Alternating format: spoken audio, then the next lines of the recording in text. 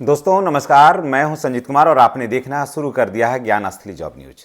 दोस्तों आज बात करेंगे बिहार विद्यालय सहायक, बिहार विद्यालय परिचारिका कि क्या है मैटर और कब वैकेंसी आ रही है, और वैकेंसी आ रही है तो कितना समय लगेगा, इसमें क्या योग्यता होगा और कौन लोग आवेदन करेंगे, लेट वैकेंसी आने से क्या नफ़ा है क्या नुकसान है, और वैकेंसी रुकी तो क्यों रुकी, अब संशोधन होकर के आया है तो इसमें क्या कुछ आया है, क्या सीटें बढ़ी है क्या सीटें घटी है और क्या कुछ है, सारा हम जानकारी आपको बहुत ही कम समय में दे रहे हैं।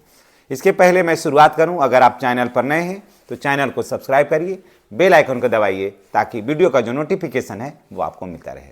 दोस्तों चलिए शुरुआत करते हैं कि आखिर क्या हुआ, वैकेंसी आने में देर क्यों हो रही है। मैंने आपको बताया है कि वैकेंसी दिसंबर तक आने का है इसमें, ठीक है।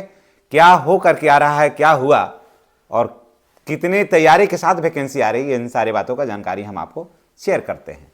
देखिए, बिहार विद्यालय परिचारी और बिहार विद्यालय सहायक एक ऐसी वैकेंसी है कि जो इसमें साथ साथ जितने भी छोटे कर्मचारी थे, शिक्षक से लेकर के डीओ ऑफिस में काम करने वाले तक, यानी कि जहाँ से काम होता है और जहाँ से पेमेंट बनता है, उनके सारे बच्चों का जो था ना भविष्य इसमें सज रहा था, संवर रहा था। किसी कारण से उनकी मृत्यु हो गई थी तो वो उन सारे लोगों को लेकर के चल रहा था।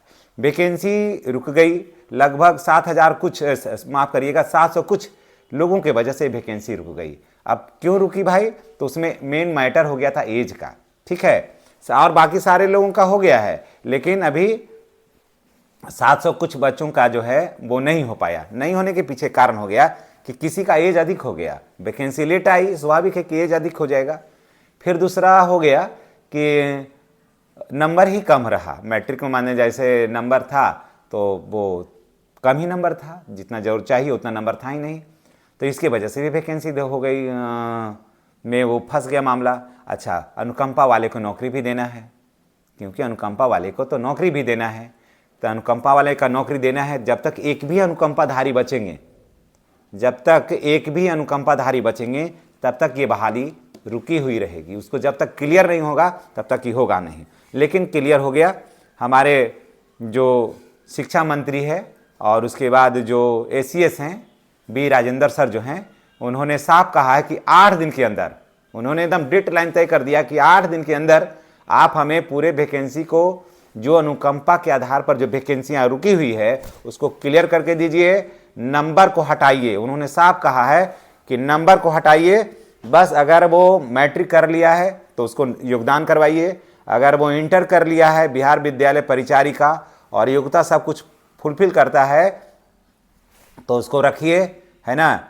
एज अगर ज़्यादा है तो भी उसको हटाइए नहीं, आप उसको रखिए, और नंबर भी कम है तो भी आप इसे रखिए, चाहे वो किसी भी कोटि का हो, चाहे आप वो बच्चा जनरल हो, ओबीसी हो, ईडब्ल्यूएस के तहत आता हो, या एसी हो, एसटी हो, किसी भी कोटि का, महिला हो या पुरुष हो, एज के वजह से और नंबर की वजह से आप किसी को मत छांटिए। और 8 दिन के अंदर उन्होंने कहा था कि आप इसको क्लियर करके आप दीजिए। तो दोस्तों मैं बता देता हूं कि दिसंबर के लास्ट तक ये वैकेंसी आ जाने की पूरी संभावना है, और वैकेंसी आ रही है, लेकिन तैयारी आप कर लीजिए, तैयारी आप करिए।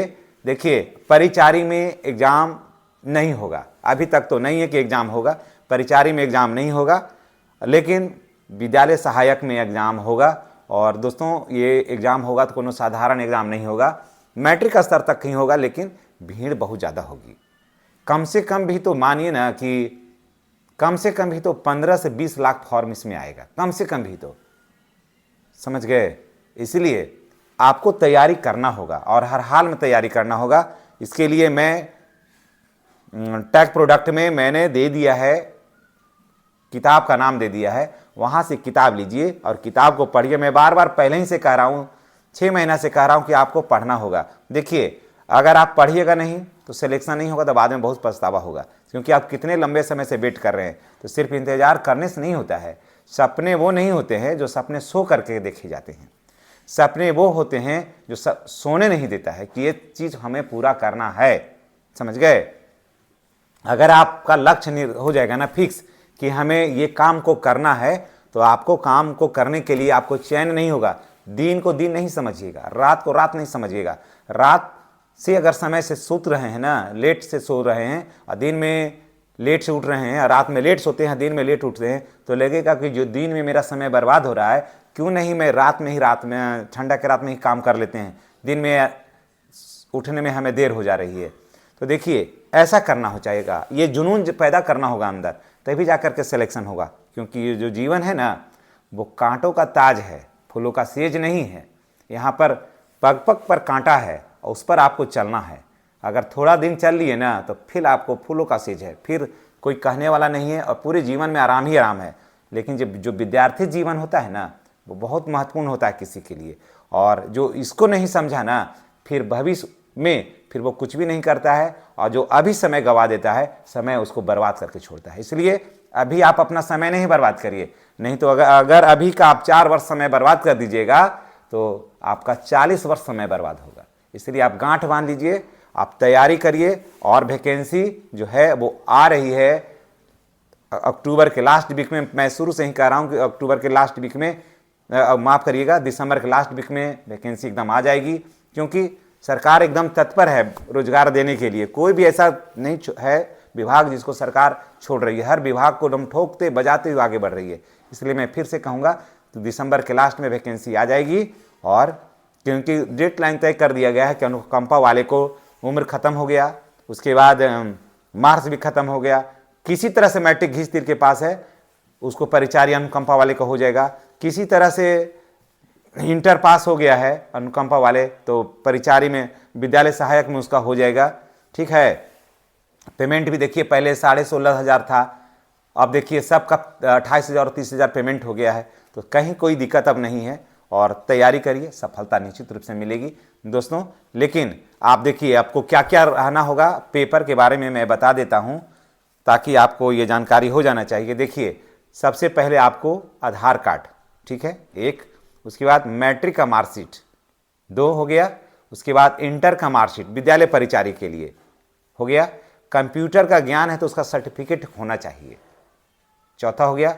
अगर आप इसमें डोमिसाइल है, समझ गए, यानी कि सिर्फ बिहार राज्य के ही निवासी महिला हो या पुरुष इसमें आवेदन करेंगे, बाहर के लोग इसमें आवेदन नहीं करेंगे। तो महिला हो या पुरुष बिहार का निवासी होना चाहिए। तो इसके लिए आपको प्रमाण पत्र देना होगा, क्या है, तो आपको आवासीय बनाना होगा, उसके बाद जाति बनाना होगा, उसके बाद आय बनाना होगा, रिजर्वेशन का लाभ लेना चाहते हैं ओबीसी में हैं अगर आप तो आपको एनसीएल बनाना होगा, अगर आप जनरल में हैं तो आपको ईडब्ल्यूएस बनाना होगा, उसके बाद आपको फोटो रहना चाहिए, उसके बाद मोबाइल नंबर और ईमेल आईडी होना चाहिए। और ये भी ये सारा जो दिए हैं जाति आय आवासीय ईडब्ल्यूएस एनसीएल ये सब जो पेपर है ये आपको एकदम अपडेट होना चाहिए, समझ गए, यानी कि 1 साल के अंदर का उसका वैलिडिटी समाप्त नहीं होना चाहिए। अगर वैलिडिटी समाप्त हुई रहेगी तो आपको इसका लाभ बिल्कुल ही नहीं मिलेगा, और आपका डॉक्यूमेंट जो है ना वेरिफिकेशन होगा तो आपको हुई नौकरी भी चली जाएगी। इसलिए मैं ईश्वर से मैं प्रार्थना करता हूं कि आपकी नौकरी हो, आपसे ज़्यादा मैं प्रार्थना करता हूं कि आपकी नौकरी हो, क्योंकि आप मेरे चैनल के पुराने श्रोता हैं, और मैं यही चाहूँगा कि जितने भी इससे जुड़े हुए हैं सारे बच्चे की नौकरी हो जाए, है ना। और जो नए हैं मैं उनके लिए भी दुआ करूँगा। ज़रूरत है आपको चैनल को सब्सक्राइब करने का, बेल आइकन को दबाने का, ताकि हम और आप एक वीडियो से कनेक्ट हो सकें। अगर हमारी बात कहीं आपके दिल पर ठेस पहुंचाई है, क्योंकि मैं लिंक से हट करके एज ए अभिभावक मैंने आपको कहा है, एज ए टीचर मैंने कुछ कहा है, तो अगर दिल पर बात लगी होगी तो उसके लिए मैं क्षमा प्रार्थी हूँ। लेकिन बात जो सच्ची होती है ना वो बात कड़वी होती है। मैं आपके लिए, आपके भविष्य के लिए मैंने कहा है, कोनो दिल दुखाने के लिए मैंने आपको नहीं कहा है। इसलिए बच्चों मेरी बात को बुरा नहीं मानिएगा, मैंने आपके लिए मार्गदर्शन दिया है। क्योंकि देखिए आपके माँ बाप रास्ते दे सकते हैं, संसाधनों की कमी उनके पास हो सकती है, फिर भी जैसे तैसे पैसा जुटाते हैं, आपको पढ़ाते हैं, और 2-3 ही किताब किसी भी परीक्षा को पास करने के लिए पर्याप्त होता है।